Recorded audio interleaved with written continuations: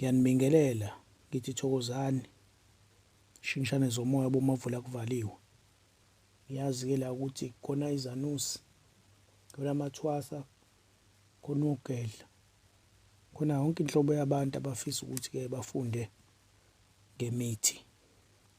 Lana-ke namhlanje nginiphathele induku la okanye umuthi osiza kakhulu ekutheni ukudonsela imali. Lo muthi-ke futhi uma usebenzisa okanye lo muthi uma usunawo, uma ngabe uyinsizwa yakwenu ukudonsela ney'ntombi. Iy'ntombi ziza kuwena ubuthaphuthaphu, ayikho okukhuluma naye ingavumi. Bese kuthi futhi nakumuntu wesimame noma ngakuthiwa akashelwa, uyashelwa uma esebenzisa le nduku.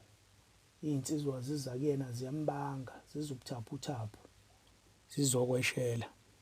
Le nduku-ke lena-ke ngaphandle nje kokuthi simoshe isikhathi, wena into ozoyenza nje, yebo, into ozoyenza nje iyodwa ukuthi uhambe uyongifunela ubhubhubhu, bese ungifunela ilethi, ungifunele uvele emoyeni, ungifunele i-amarula tree, bese ungitholele i-Spanish fly, ungitholele amaphakama, ngiwafuna wonke amaphakama, bese ungitholele uvela abahleke, ungitholele ovuka, ngibafuna bonke futhi ovuka, ungitholele odumba kasibumbu, ngifuna ungilethele yonke inhlobo yodumba kasibumbu, ngoba udumba kasibumbu uhlukahlukene iy'nhlobo zakhona, ngimbala. Ungitholele uwozawoza, ungitholele nakhona iy'nhlobo zonke, ngifuna zonke iy'nhlobo. Ungitholele usimanaye, ungitholele untombi zitetene, untombi zitetene. Ngiyaliphinda leli gama, ngifuna ulizwisise kahle, intombi zitetene. Bese ungitholele unginakile, ungitholele umdumo wazo, kube yihlalanyusi, ungitholele ithambo lenhlanzi. Uma ngisho inhlanzi-ke ngikhuluma ngofishi lo wasemanzini odotshwayo. Bese ungitholela-ke ulosilina, ungitholele umuthi obizwa ngokuthi uy'funele, ungitholele umuthi obizwa ngokuthi uncinci mntakwethu, ungitholele umuthi obizwa ngokuthi usoka la kwaZulu, ungitholele udela unina, ungitholele umsuni wendlovu, ungitholele umsuni webhuma, ungitholele ingquza kamathananazana, ungitholele intombi kayibhinci, ungitholele ithumbu lembila leli elihlangene. Imbila-ke inethumbu elihlangene kanje, elumbanqo elihlangene. Ngidinga lelo thumbu-ke lelo, uzolomisa lelo thumbu ngoba uzoligaya nalo ulifake kulamakhubalo. Bese-ke ungitholela amafutha akalandelayo, amafutha emvubu, awenhlwathi, awumveve, awepiyano, awembulu, awemfizi, bese uthola ithambo legwinsi, bese-ke ungitholela-ke inkosi usilebhe. Into ozoyenza-ke kumele ukuthi ugaye lamakhubalo. Uma usuwagayile lamakhubalo lawo, uhlanganise naleli thambo leli legwinsi, bese-ke uyawathatha-ke lamakhubalo uwafaka-ke ebhodleleni. Ngabe ibhodlela lesigqabo, kodwa kube ibhodlela engathi lithanda ukuba lincane ngoba uma lilikhulu kakhulu hlampe lizobe seliyaqumba ephaketheni lakho okanye lapho kolethu la ulifake khona, libe lincane. Uma uthole lingaphansi kwaleli elisetshenziswa for igqabu, ulithathe li-right lilungile nalo. Into ozoyenza ebhodleleni uqala ufake lo mithi le okanye lamakhubalo usuwagayile, ungafaka nje hlampe kube ikota ebhodleleni, bese ugcwalisa ngala mafutha lawa engiwabalile. Bese-ke uyalixoxisa-ke le bhodlela ukhuluma nalo, uyakhuluma nalo le bhodlela ukuthi-ke le bhodlela ufuna likudonsele imali. Bese kuba ukuthi-ke nabafazi bazizele kuwena okanye bakuthande. Uma ngabe uyinsizwa yakwenu usafuna-ke ukuqonywa kakhulu. Uma kuwukuthi-ke usuwumuntu omdala oseshadile ongafuni ukuqonywa, cha, awuzosho kanjalo, uzothi nje abantu ufuna bakuthande yonke indawo la uhamba khona. Ufuna ukuthi likudonsele imali bese uthandwa abantu, uzosho kanjalo. Kanjalo nawe wesifazane futhi, uma kuwukuthi hlampe-ke unenkinga ukuthi hlambe usafuna ukuthola umuntu uzohlekisana naye, uzosho ukuthi leli bhodlela ufuna ukuthi-ke likudonsele imali, bese-ke likudonsela nabantu besilisa. ukuze uzothola umuntu ozobambisana naye okanye uzothandana naye.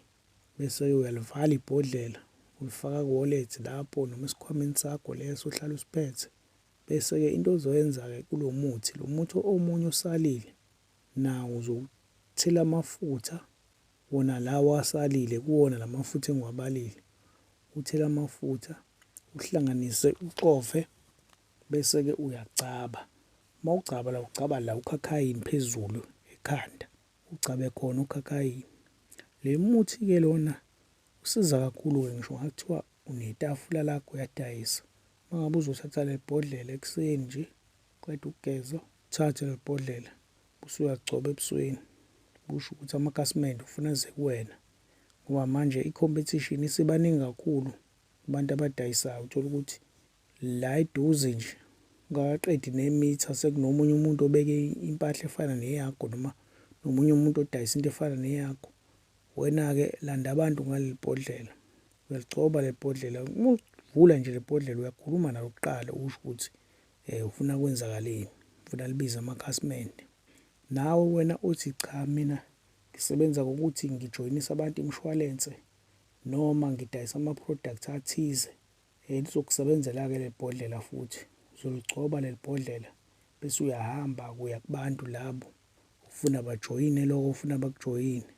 Uphinde futhi-ke ukhulume nalo-ke before uligcoba. Usho ukuthi-ke njengoba ngihamba ngiyodayisa ama-products kanje, ngifuna ukuthi abantu-ke bangabi nankinga nokujoyina, bajoyine. Phinde futhi ungidonsele imali uma kuwukuthi-ke mhlampe khona ufuna nabantu besilisa, bese uyasho-ke futhi ukuthi hhayi, phinde futhi ungidonsele nabantu besilisa bakwazi ukuthi babeke indaba yabo okanye bashele kuwe. Iyona indlela leyo yokusebenzisa ngalo leli bhodlela.